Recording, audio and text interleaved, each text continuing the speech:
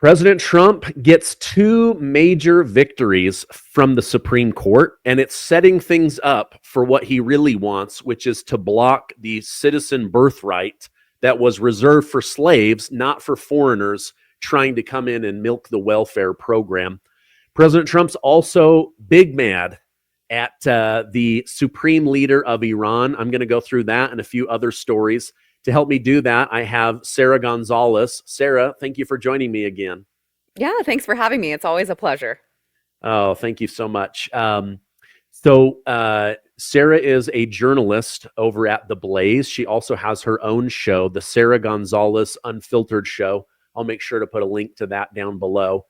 I want to jump in on this story with President Trump being mad at the Ayatollah, the leader of Iran. Let me bring this up on the screen. So just in, President Trump says he will no longer be removing the sanctions from Iran after the Ayatollah goes out and starts telling the people of Iran that they defeated America, right? He says, as a man of great faith, he's not supposed to lie. They're always so angry, hostile, and unhappy. I wish the leadership of Iran would realize that you often get more with honey than you do with vinegar. And then there's this long post over on Truth Social. I won't read all of it, but basically, this guy is now claiming that Iran defeated the United States of America. What are your thoughts on that? I mean, obviously he has to try to keep his people in check, to try to pretend, save face. But you even have, I believe it's his very own prime minister, I believe it was, a high-level official in Iran that came out and already said, no, actually the Ayatollah is not correct. You did obliterate all of our infrastructure down there with those bunker bombs. So of course he's going to try to save face. I don't know why they insist on lying and saying these things. We've got United States intelligence, we've got Tel Aviv intelligence, and we've got their very own Iranian intelligence telling us that yes, of course this was a successful mission. And so, I mean, I guess he doesn't want his people to think that he was, made a bad call. But yeah, you can't, that's not how President Trump operates. And of course, President Trump does not like it when others lie, and he's going to call that out. And who can blame him? Because his entire first term, all anyone did was lie about everything he does, was lie about him. You had anonymous sources leaking, claiming that he was weak, claiming that he didn't know what he was doing, claiming that he was lying. And so you walk into this, President Trump 2.0, and you see the same thing start to happen. So who can blame him for being fed up with it, especially since he put his neck on the line, trying to end this peacefully and negotiate. And now you've got, Israel going out and violating a ceasefire, and then you've got Iran going out and claiming that, no, actually, we're the ones that won. I mean, give me a break already. I know, like, I just cleaned up this mess. Can the kitchen stay clean for a minute, So, right. When you were listing off, there's all these different medias that would, like, why would you guys lie? I did think just for a second, North Korea, they've got their people locked down. They only have a couple of internet sites. Kim Jong-un picks their haircuts, their clothing, who gets married. So I wonder if Iran has their internet locked down, and so they can say, hey, they hit us pretty good, but you should see what we did to the other guy, that old lie. I do wonder if they're controlling the media that way. Yeah. I mean, I would imagine that they probably are, in a place like Iran. He thinks that if he can just control the access of information, that, potentially his people won't rise up and say anything bad about him. So, I'm sure that that's what he's doing. But unfortunately, those of us with eyes can see. And I will also say, Stephen, on this particular issue, this is what I keep constantly bringing up.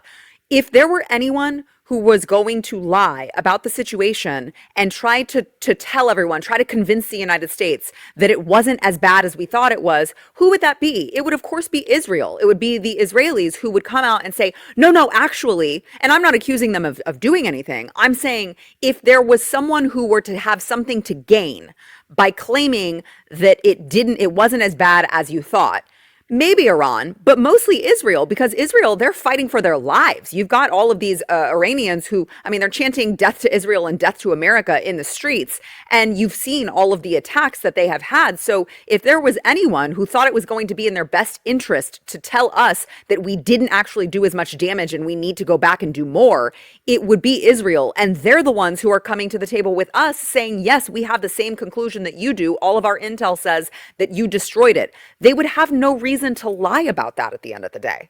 Yeah, yeah. You work with Glenn Beck. One thing that I learned from him just in the last 12 months that I thought was so fascinating is in World War II, the German government took control of selling radios to German citizens. And there was really only a couple of channels. There was the pro Adolf Hitler, and then there was the fake channel that was the opposite, but really they were pushing the propaganda that they wanted. It's just interesting how these leaders try to control the thinking of their people. We probably see it here in America, right? Like if you and I sit down and watch MSNBC and CNN, we're like, am I living in America? Like this is the exact opposite of everything that I'm reading on my side of the table. It's got to be kind of weird when people cross over into conservative news and they're like, actually, that sounds right. I think they might be telling the truth. Yeah.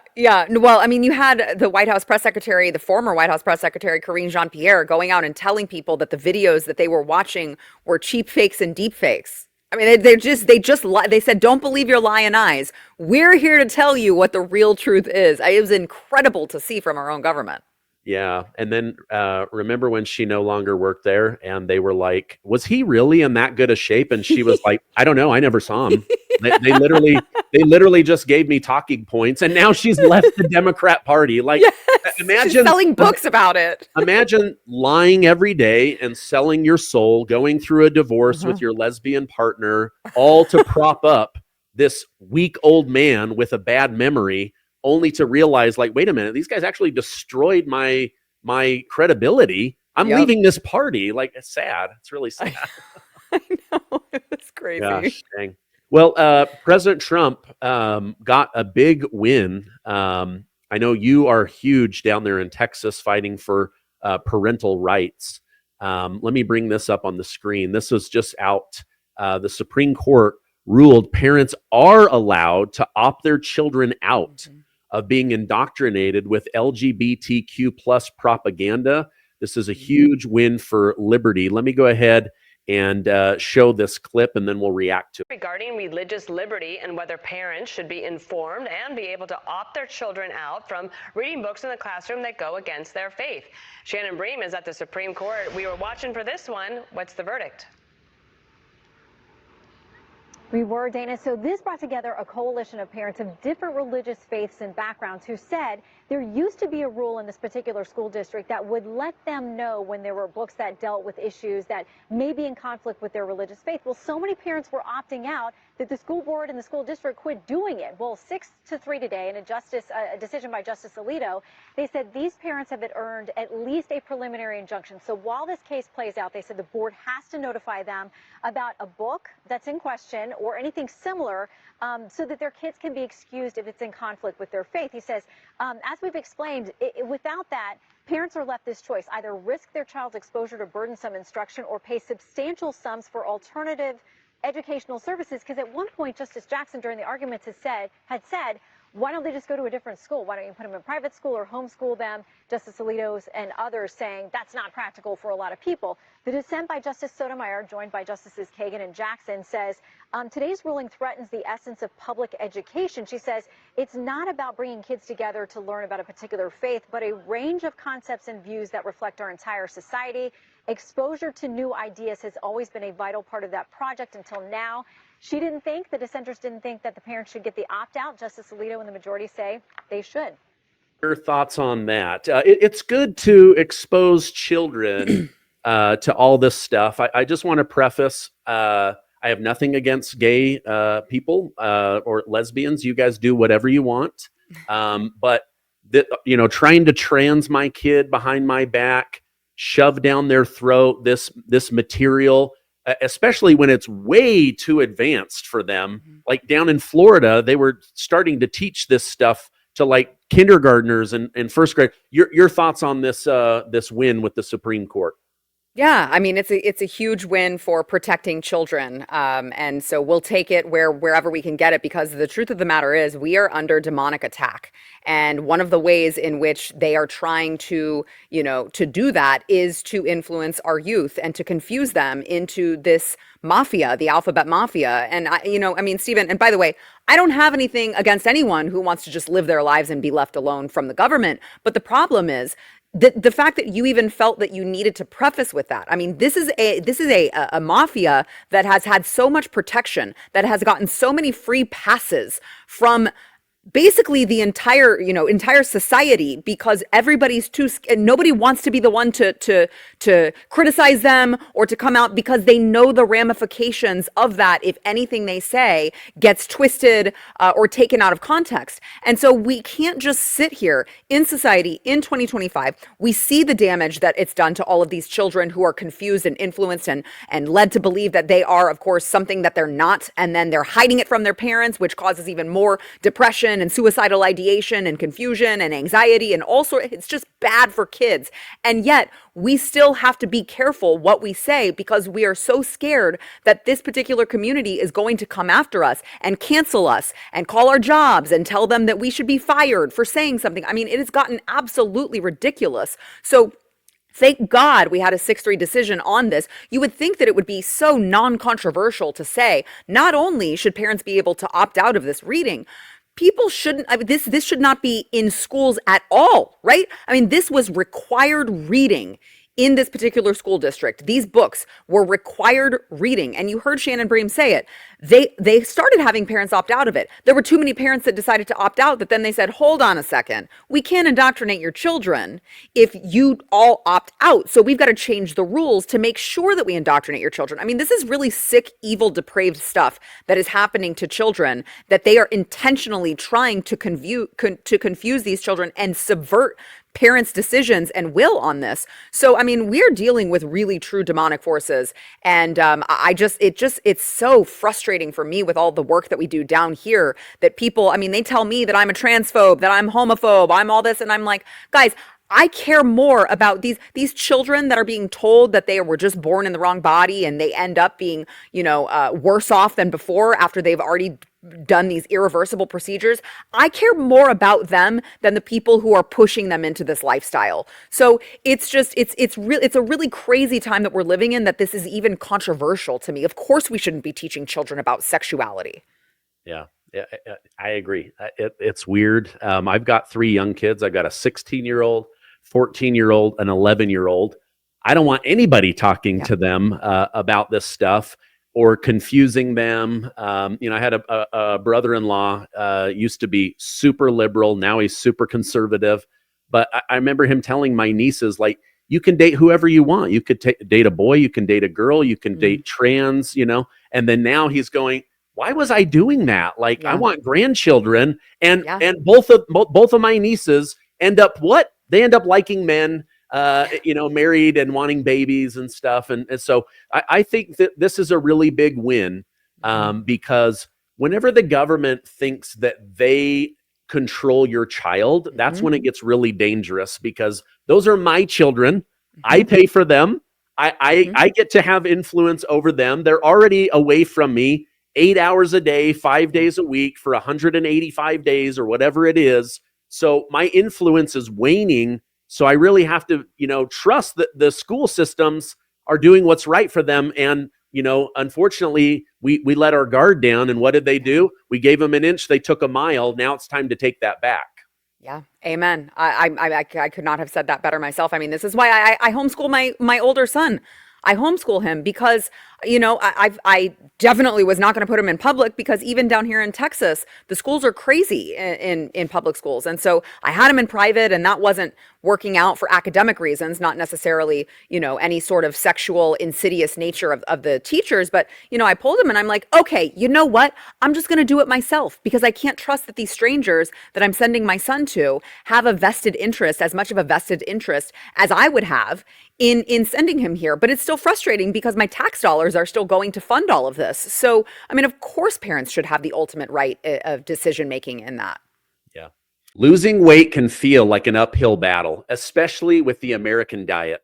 From nasty seed oils that hurt us to high fructose corn syrup that actually makes us more hungry. Americans have wrecked their gut health. This is where Thermotrim steps in as a smart, science-backed solution. This USA-made fat burner starts by restoring your gut health.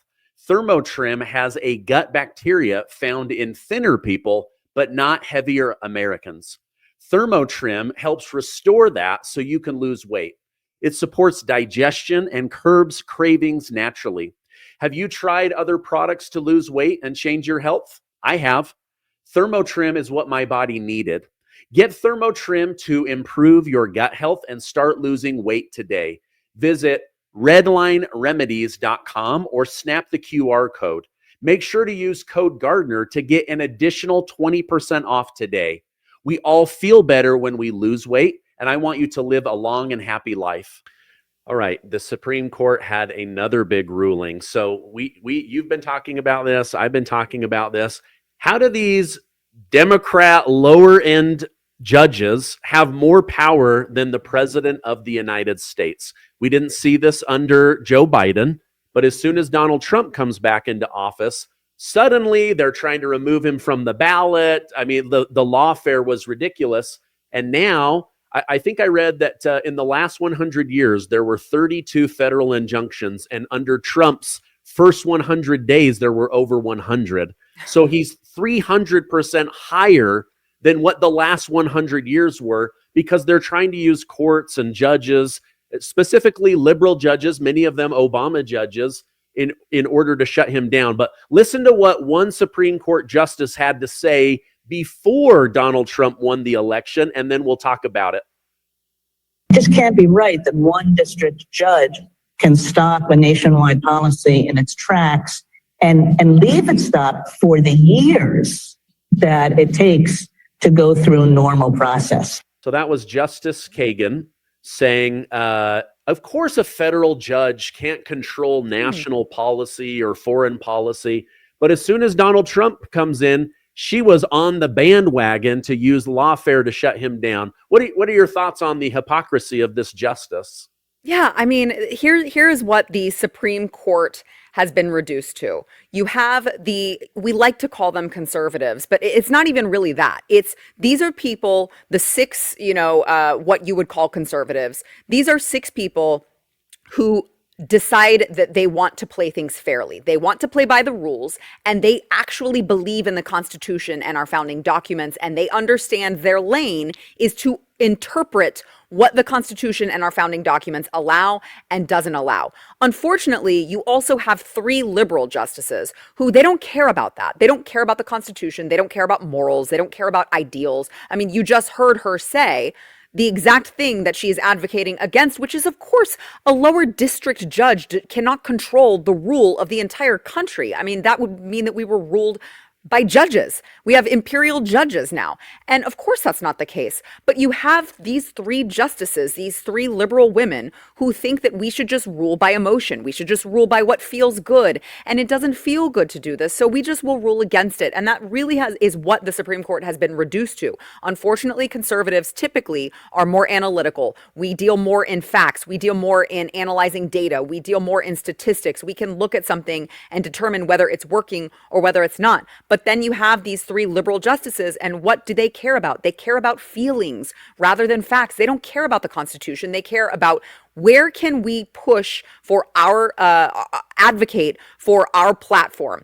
The ends justifies the means for these people, and they are willing to just completely abdicate their responsibility in order to push their agenda. And that's where you're seeing all of these liberals rule. I mean, on crazy stuff, even the stuff that we were just talking about, Stephen, with not just with the overreach of these justices and the lawfare that's happening against President Trump and his agenda. And by the way, the lawfare that we saw happening when he was running, not just now, but also the previous story that we just talked about. I mean, You're telling me that 3 Supreme Court justices thought that it was okay to sexualize young children? That 3 Supreme Court justices, who are supposed to be the ones who understand the checks and balances of the legal process, 3 Supreme Court justices who think that it's appropriate for a lower district court to make a ruling that affects the entire country, even of those places that are not within their district? I mean, that's totally insane. But that's because these people don't care about the rule. They don't care about the rule of law. They don't care about law and order. They just care about implementing their policy and pushing it as far as they can. Yeah, absolutely. Let's go just a little bit deeper on this. So the 6-3 ruling also came out about not being able to, as a federal judge, overrule a president with these nationwide injunctions. Amy Coney Barrett said that they likely exceed the equitable authority that Congress has given to the federal courts. So they've gone too far. This is an overreach. This is abuse of power. She then went on to basically rub in Ketanji Brown Jackson's face, saying, wait a minute, why are you for, you say that Trump is imperial executive power, but then you are for imperial judicial power. Now, I had to use AI to help me understand that. I'm not a lawyer, but basically, like, you don't want President Trump to be able to do his job, but you're completely comfortable with a lower court Obama or Biden appointed judge telling Trump what to do. So this is a major win. Think about how many things have been blocked that MAGA wants. We won this election cycle. And maybe down the road we lose, right? Maybe J.D. Vance loses, or 8 years from 2028, maybe we lose. That some new rising star, the Democrats have figured out how to raise money honestly and not through Act Blue and these other groups that are being investigated. And we have to deal with whatever that person comes out with. But right now, the Supreme Court is saying the power resides with the president to do what he wants. Your thoughts on all that? Yeah, it really is. That's why I'm just so grateful for the Supreme Court's decision this day, because as you said, this doesn't just affect the one ruling. This affects so many different executive orders and policies that President Trump has implemented, which, by the way, Congress does need to get off of their rear ends and codify a lot of this. But until that happens, it is so refreshing to finally see that President Trump can do the very things that we elected him to do. And he has been blocked by so many of these. I was watching the press conference that he had. I don't know if you saw it, Stephen, but I was watching, he spoke and he talked about all of these things that now he's going to be able to implement, ending the funding of sanctuary cities and all of this. The list goes on. But he also had Pam Bondi up there, who pointed out, I didn't know this until today. She said 35, oh, you've got it. Yeah, 35 of the 40. Yeah, 35 of the 40 nationwide injunctions that were filed against the president came from all of these, the 5 left-leaning districts. That's it. That's it. And so you're watching how the left is just weaponizing, and I'll let you play the clip, but you're watching how the left is weaponizing the judicial system. 5 districts, and 35 of the 40 came from those 5 districts. I mean, that has to stop. That's not how this country was set up, and that's not how this country is supposed to work. Well, they went after Trump to remove him from the Colorado ballot. We later found out that the Democrat Party shopped that around the entire country to figure out. They then shopped it again to Colorado for the January 6th situation. Did he actually call in the National Guard? Was he personally responsible because of his words of calling for peaceful protesting? Was that actually violence? Of course, he ends up winning that. Stays on the ballot. He lost Colorado and won the presidency. But Pam Bondi is saying, and she just filed a massive lawsuit specifically against Maryland. But now with this new ruling coming out, I don't believe that she's going to have to continue with that. But this is like such a win for the MAGA agenda and what they want to go on. Let me pull up on the screen here another win. So President Trump has just been given permission. The Trump administration is now terminating temporary protected status over 500,000 Haitian migrants. I've dealt with people from Haiti. They're a beautiful people, but 500,000 people from one country allowed to come in. I mean, during the election, wasn't there one city that had like a population of 60,000, Springville, Ohio, or something like that? And they literally, the Democrats dropped 30,000 Haitians into one city, and health insurance went up, auto insurance went up, groceries went up. Suddenly, landlords were being paid double from the government to put Haitians in and block Americans from getting affordable rent. Your thoughts on them removing these 500,000 Haitians? Yeah, I mean, I can sum it up very succinctly and then I can elaborate. Stephen, I sell a cup that says support your local ICE raids. Okay, so that's where I'm at. Yeah, thank you. You can find that at saramerch.com, by the way, support your local ICE raids. Because the fact of the matter is, this is why we elected President Trump. We saw the abuse of power and the abuse of the system that the prior administration had. Just because Joe Biden abused the system, just because he let these people in without properly vetting them, and I believe that is the thing to really hone in on. The administration prior to this one did not properly vet these Haitians that they just flew in and dumped them into these communities to deal with. They were not properly vetted. And so I'm sorry, but they have to go back. And that's what happens when you have a president who has all of these open borders, who lets in an unprecedented amount of strangers. These are strangers who are unvetted in this country, and they have to go back just because the prior president made a mistake, or was it a mistake? Because I believe it was completely intentional. Just because the prior president did something like this doesn't mean that we just have to allow these people to be here. We have to have law and order in this country. And not only does that mean bringing in all of these illegals and sending them back to where they came from, but it also means correcting all of the bad decisions, the bad policies that the prior administration thought that they would just implement. I mean, you've not just got Haitians, you've got Nicaraguans, you've got Cubans, you've got Venezuelans. They all came in under this program, this parole program, where if you knew someone who was living in the United States, you could just come here. Of course, that's not how our system is supposed to operate, and it's totally unsustainable for our economy. It's totally unsustainable for these small communities, as you're pointing out. I mean, they can't afford their car insurance. They can't afford any of these things because these illegals who are coming here, who were not prepared to assimilate, are driving the cost of everything up. I mean, this is completely unsustainable. So I am really, really, really happy about this particular decision. They all have to go back, Stephen. Yeah, I mean, you could take a small town and a large city, right? So if you pull those people out and now suddenly the jobs that they had become available for American citizens, legal migrants, like that's a really good thing, right? The insurance could come down. The thing that made me really mad was when I realized that the government was actually giving these illegal immigrants more money to get an apartment to rent than the area justified. So now you had all these American citizens, I don't care whether they were white or black or Asian or whatever their background was, suddenly now their money that they earn and pay taxes on is competing against illegal immigrant money given to them by the government. It's so unfair. And then you shift over to, like, let's say Chicago, right? Suddenly they're pushing thousands and thousands of illegal immigrants with government money to compete with blacks in the Chicago suburbs. These are foundational Black Americans that have been here 5, 6, 7, 8 generations. They're now having to go out and work and compete against that free taxpayer money. So disrespectful. So this is a huge win.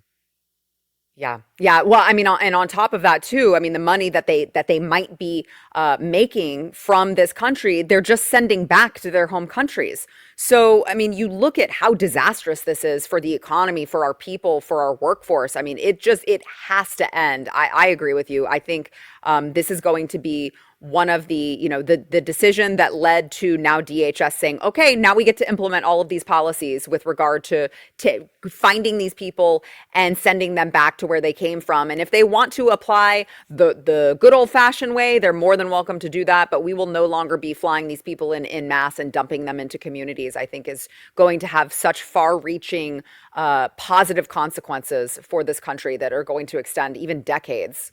Yeah. I'm not going to lie. I eat at chain restaurants on occasion, but here in Utah, I really do. I try to support small local restaurants. There's a great Mexican place down the road. They're totally this little family, and they work their guts out. The food's delicious. But my wife and I, we try to do these local businesses because the money stays local. You brought up a great point. If they come here and they now take a job and then they get government assistance that blocks you from being able to afford your rent, and then they send the money out of the community. Yep. Like this was the big fight with Amazon, like Amazon makes all this money and then it all gets sent back to the Amazon hub, and then these local communities don't get the benefit of that. This is really huge. And the proof of that is when they tried to put a small tax on the money going from Mexican migrants back to Mexico, what did they say? We want a civil war with America. They literally were saying, you guys need to riot over this. So yeah, you bring up a really great point. That money needs to stay local. Yeah.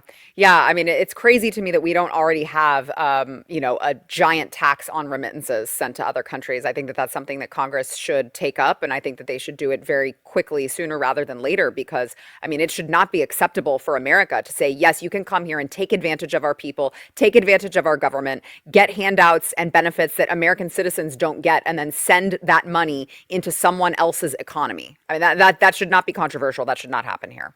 Yeah. One of President Trump's big promises was drill, baby, drill. And, we all felt the effects of rising inflation. Gas and fuel are baked into every service and every good. And Biden let things get absolutely out of control. Then he said, we're doing everything we can while taking away all of these permits, shutting things down, blocking LNG. And now you've got the mainstream media saying this. Let's start with this good news. Gas prices down. Will they continue to drop, or is it too early to tell, Christine? We think they might. A lot of experts looking, as long as you don't get a really bad hurricane season or you don't get any supply disruptions. So really looking at gas prices that are best in 4 years. And this is so important for all of those millions of people who will be hitting the roads starting on Tuesday. That's when this starts, July 1st. Tuesday through the next Monday. That's the big travel period for people who are driving. And you've got these gas prices, about $3.21. That's really a decent price considering 20 cents less than it was a year ago. So that's $6 or $7 extra when you fill up. That's so this is a major holiday with the gas being the lowest in 4 years. They're saying they believe it will continue to come down as long as we don't have a big hurricane thing. So the things that President Trump promised, they are working. It takes time to turn through the system, but we're starting to see that in the price of food today. Just before getting on with you about 2 hours ago, I went grocery shopping. I was like, wow, my eggs are down. My milk is under $3 a gallon. Like I was like, whoa, wait a minute, what happened here? So this is really great stuff. Is President Trump just going to continue to make good on those promises that he made when he ran? Absolutely. Absolutely. I mean, you have a man who, and here's the key, Stephen. As much as the left liked to hit him about not having any government experience before he was president the first time around, it turns out you really need someone who understands the real world and how it operates to get these instrumental policies to actually do things like bring down the cost, to actually do things like understand how to utilize the natural resources that we have underneath our very feet. I mean, you need someone with this real world experience, not people like Barack Obama or Joe Biden or any of the others who, yeah, they had a whole lot of work in, the public domain and the public sector or community organizing, but not necessarily real world business experience. And so that's what you have with President Trump. I mean, this is a man who, by the way, has talked about, things like trade and things that I never, before he brought them up, I live in this realm, right? And I never even really thought about it, gave it much thought until he started talking about these things. And then I went, oh my gosh, he's so right. This is a guy who has international business experience, who understands these types of things more than any sort of 50-year government bureaucrat could ever possibly imagine or understand. This is a man who understands what it's like to have to balance a checkbook rather than spend someone else's money without regard to how much in debt their grandchildren's grandchildren are going to be. So, I mean, it took someone from the outside to understand how to get these things done. And the funny part is, Stephen, I do think I looked at that lady's face as she was saying, It's the lowest in 4 years. Well, gosh, who was president 4 years ago? And I look at the looks on their faces and I'm like, I think that it pains them to say these. I think it really does. I think that they hate that President Trump is succeeding. They hate that the cost of eggs is down. They hate that gas prices are at a 4-year low, because it's eventually they're going to be left with no other choice but to admit that President Trump was right. And it pains them. And I personally love to see it. Yeah. A good litmus test is, would you rather get financial advice from Chuck Schumer or Donald Trump? Exactly. Right? Like Chuck Schumer, 50 plus years of ruining America. And there's Republicans that I got beef with, that are just terrible, bad spenders. They point the finger, then they do the exact same thing the Democrats do. So, but Trump, that this business experience. And he has a lot of people I've talked to that are around him. He's got a gut sense that has led him on a lot of really important issues, which I think are good. I'll end on this. You might remember this.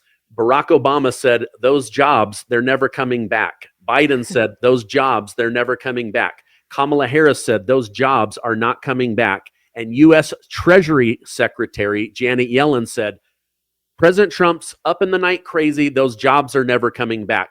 Well, now the jobs are coming back, over $10 trillion in committed money. So those are new jobs. On top of that, you get rid of the illegal immigrants. Those jobs didn't have to come back. They were already here. They were just taken by somebody else. I'm excited. I think we're entering the golden age of America. Your final words on that? I agree with you. I'm really excited too. President Trump promised us the golden age, and as you said, I think that we're just on the cusp of that. I mean, it takes a lot of time to undo the damage that was done by Joe Biden in such a short amount of time. So it's going to take some time, but we're already seeing progress. I think President Trump is just going to capitalize on that progress. And it turns out, if you don't just roll over and give up those jobs, of course they can come back. So I look forward to another, 3.5 glorious years with President Trump, and hopefully another 4 years with President J.D. Vance. Oh my gosh. Keep the party going, right? Your lips to God's ears. So Sarah, if people want to catch you online and follow you, where can I point them towards? Yeah, sure. So they can watch the show, subscribe to my YouTube channel, Sara Gonzales Unfiltered, over on YouTube. And then I am on all social media platforms. Well, I'm not on Blue Sky, if you'll forgive me for that one. I'm at Sara Gonzales TX on X, on Instagram, on Facebook. And I'd love to connect with your viewers. I bet my audience doesn't even know what Blue Sky is. It's the ripoff of Twitter for Democrats, and it's not doing well. Sara Gonzales, thank you so much for coming on. I hope you have a great rest of your weekend. Thank you. You too.